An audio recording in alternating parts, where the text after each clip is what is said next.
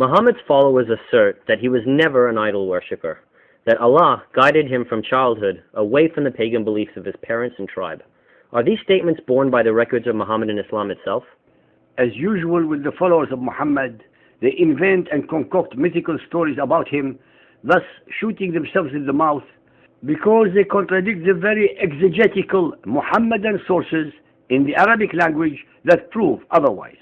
It is an absolute fact that Muhammad was born of pagan parents. His father Abdullah and his mother Amina were both pagans, and they used to worship many idols. His entire childhood, till the age of 25 years at least, was spent in paganism. Today, many Muhammadans will find it extremely hard to digest this fact. However, Muhammad's pagan origin is disclosed by Hisham ibn al-Kalbi. On page 17 of his very important work, Kitab al-Asnam, the Book of Idols, he writes, "We have been told that the Apostle of Allah once mentioned Al-Uzza, saying, 'I have offered a white sheep to Al-Uzza while I was a follower of the religion of my people.'" In the statement above, Muhammad clearly admits his past adherence to the paganism of his tribe, the then religion of the Quraysh. When Muhammad married Khadija, his first wife, who was a Hanifiyya, that is one who believed only in the God of Abraham, being neither a follower of the laws of Moses nor of Jesus, she introduced him to her uncle, Waraka bin Nawfal, who had converted from paganism to Christianity. There is absolutely no doubt that Khadija's and Waraka's religious influences were singularly instrumental in making Muhammad think deeply about his pagan religious beliefs.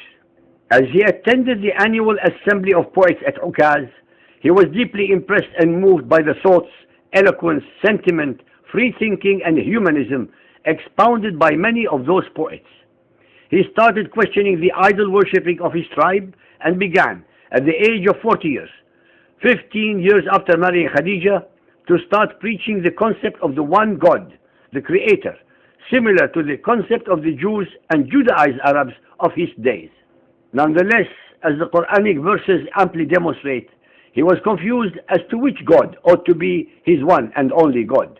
Allah at that time was the supreme rock god of the pagan Quraysh. From Muhammad's perspective, their only fault was that besides Allah, the Quraysh used to worship as intercessors with Allah other smaller gods and goddesses like Hubal, Al-Lat, Al-Uzza, Al-Manat, etc.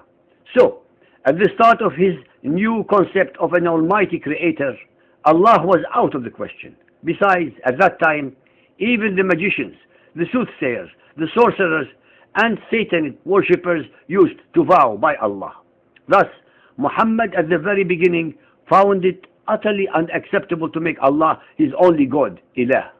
During those pagan days, the people of Yemen used to worship another deity whose name was Ar-Rahman, who was coincidentally also the Jewish word Rahmana, which was a name for God in the Talmudic period. They were still influenced by the legacy of the Judaized Himyarite kingdom of the Yemen. Muhammad for a while adopted the name Ar-Rahman for God in place of Allah. Muhammad believed that by using the name Ar-Rahman, he ought to be able to get the support of the Judaized Arabs to his new belief system. Please note that nowhere in the Quran does Allah say that he has 99 additional names, including Ar-Rahman. In fact, these alleged names are actually attributes, sifat, and not names, that were heaped later on Allah by the followers of Muhammad. So, when he declared himself to be the messenger of Ar-Rahman, the Meccans too were at a loss and confused. The Meccans did not know of any Ar-Rahman other than Ar-Rahman of Al-Yemen. When we read with an unbiased mind the first 50 surahs in chronological order of the Quran, we note Muhammad's confusion regarding Lord, Rabb, Allah, and Ar-Rahman. He was quite unsure of whom he should consider as his only God, Ilah.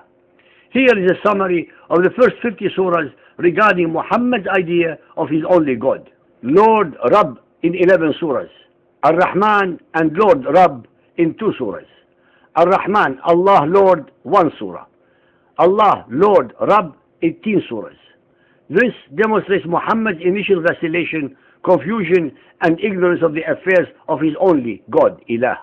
The Quran also confirms that when he started to preach his brand of faith, Muhammad was lost, confused, and did not know much of religion. Here's what the Quran writes. Yusuf 12:3. We do relate unto thee the most beautiful of stories, in that we reveal to thee this Quran. Before this, thou too wast amongst those who knew it not. Al-Shu'ara 42.52. And thus have we, by our command, sent inspiration to thee. Thou knowest not before what was revelation and what was faith. Al-Zuhr 93.7. And he found thee wandering and he gave thee guidance. In all three verses, they assert that previously Muhammad, as a pagan, had no knowledge of earlier revelations, the Bible. Maryam 19.58. We carried with Noah and of the posterity of Abraham and Israel, of those whom we guided and chose. Whenever the signs of Ar-Rahman were rehearsed to them, they would fall down in prostrate adoration and in tears. Gardens of eternity, those which Ar-Rahman promised to his servants. Al-Anbiya 21.112. Say, O my Lord, Rabbi, judge thou in truth. Our Lord, Rabbina, Ar-Rahman is the one whose assistance should be sought. Initially, Muhammad even eulogized the important gods or idols of the pagans by agreeing with the Quraysh at some point that these gods were intercessors of Allah, the satanic verses.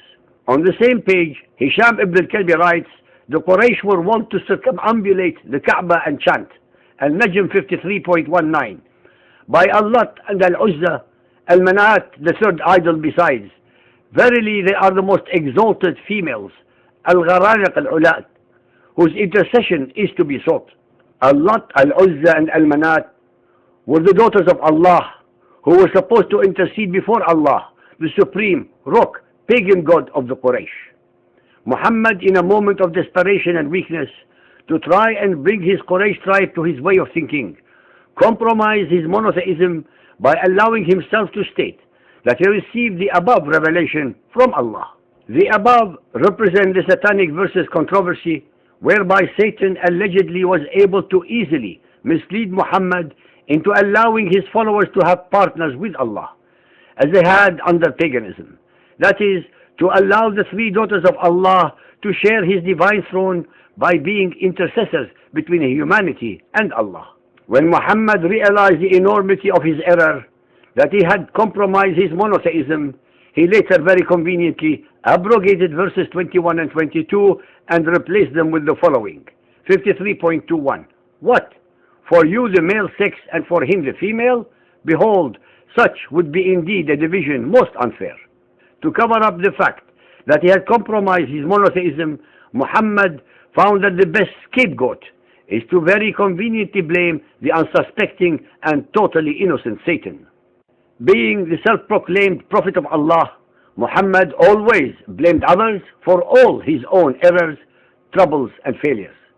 I would like our listeners, both believers and unbelievers, to ponder the following irrefutable fact: that the alleged monotheist Muhammad venerated, circumambulated, kissed and hugged the black stone even when the Kaaba still contained all 360 idols of the Quraysh and was still a pagan temple all his adult life.